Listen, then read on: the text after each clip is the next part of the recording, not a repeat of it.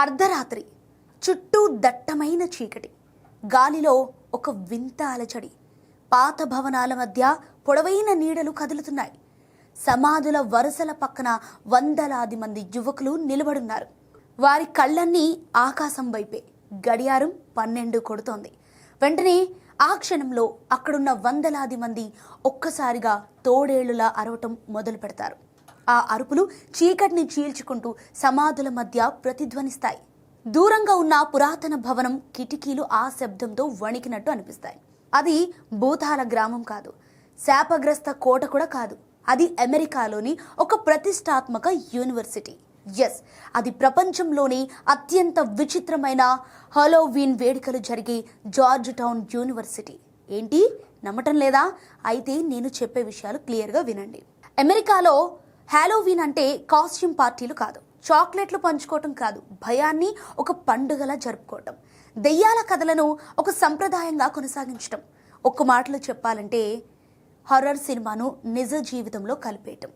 అందుకే ప్రతి సంవత్సరం అక్టోబర్ చివరి వారంలో ఈ క్యాంపస్ పూర్తిగా మారిపోతుంది. పగటి పూట సాధారణంగా కనిపించే భవనాలు రాత్రి పడగానే భయానక కథలకు వేదికలుగా మారిపోతాయి. విద్యార్థులు చదువుకునే కారిడార్లలోనే దెయ్యాల గుసగుసలు వినిపిస్తాయి. దశాబ్దాలుగా మూసి ఉంచిన గదుల గురించి వింత శబ్దాలు వినిపిస్తాయి. కొందరు అక్కడ వింత ఆకారాలు చూశామని కూడా చెబుతారు. మరికొందరు అర్ధరాత్రి అడుగుల శబ్దాలు విన్నామని చెబుతారు. ఈ భయానక వాతావరణానికి మరో కారణం కూడా ఉంది. ప్రపంచవ్యాప్తంగా కోట్లాది మందిని వణికించిన ది ఎగ్జార్సిస్ట్ సినిమా ఈ యూనివర్సిటీతో విడదీయలేని సంబంధాన్ని కలిగి ఉంది. హారర్ సినిమాల చరిత్రను 2 భాగాలుగా విభజించిన ఆ సినిమాను ఇక్కడే చిత్రీకరించారు. అంతేకాదు, ఆ కథను రాసిన విలియం పీటర్ బ్లాటీ కూడా ఇదే యూనివర్సిటీలో చదివాడు. అయితే ఒక నిజ జీవిత భూత వైద్య ఘటన గురించి తెలుసుకున్న తర్వాత అతను రాసిన కథ ప్రపంచంలోని అత్యంత భయంకరమైన సినిమాల్లో ఒకటిగా మారింది. అప్పటి నుంచి జార్జ్ టౌన్ పేరు కేవలం యూనివర్సిటీగా మాత్రమే కాకుండా ఒక హారర్ లెజెండ్గా కూడా నిలిచిపోయింది.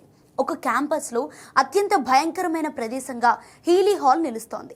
బయట నుంచి చూస్తే ఇది ఒక అందమైన చారిత్రక భవనం. కానీ రాత్రి పడగానే దీని గురించి వినిపించే కథలు మారిపోతాయి. కొన్ని అంతస్తుల్లో దెయ్యాలు తిరుగుతున్నాయని ప్రచారం, కొన్ని గదులు రహస్యంగా మూసివేశారని కథలు చెబుతుంటారు. ఒకప్పుడు అక్కడ భూత వైద్యం జరిగిందని నమ్మేవాళ్లు కూడా ఉన్నారు.